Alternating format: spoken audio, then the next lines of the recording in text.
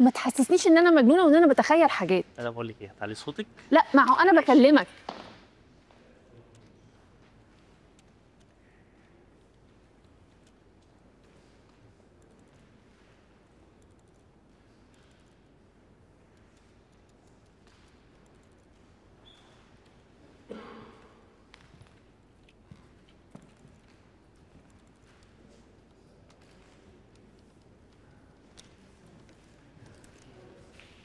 على فكرة انتي ما تستاهليش كده خالص.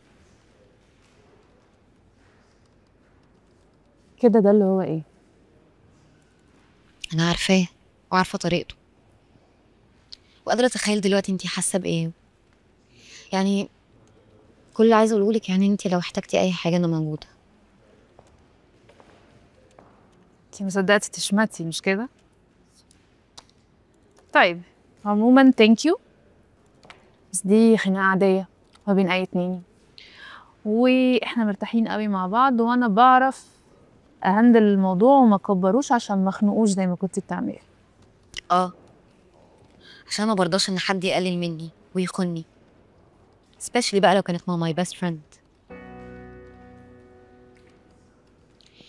بصي انا حاولت اعاتبك كتير جدا وانتي مش راضية تسمعيه ولا تقتنعي بوجهة نظر غير وجهة نظرك انتي، عشان انتي دايما صح. وحاولت احذرك واقولك ان الناس شايفينك انسانة بشعة as it's her best friend علشان تاخد her ex. خلاص يا ستي، انتي ملاك نازل من السما. لا انا مش ملاك، بس انا كنت فاكره ان احنا اخوات.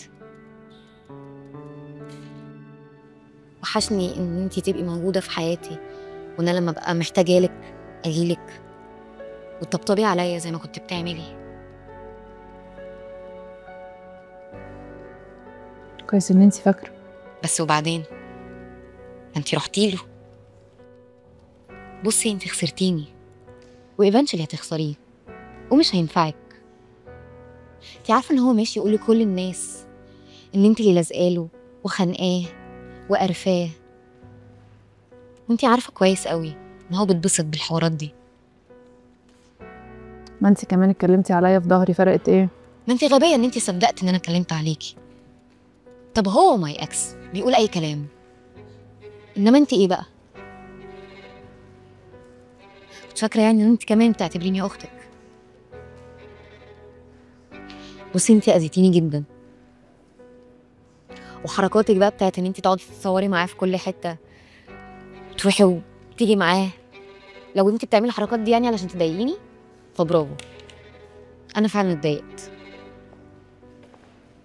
بس مش عشان الهبل ده، عشان كنت متعشمه فيكي.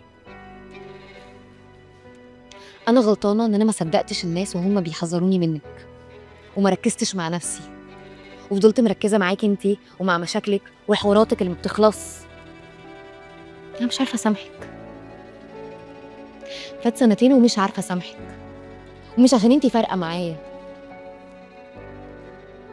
عشان انا بقيت قرفانه منك، مش شايفاكي بنفس الطريقه اللي كنت بشوفك بيها. بصي انت هتعيشي وتموتي باصه في اللي في ايد غيرك، ومش هترتاحي. هي دي بقى الشماتة.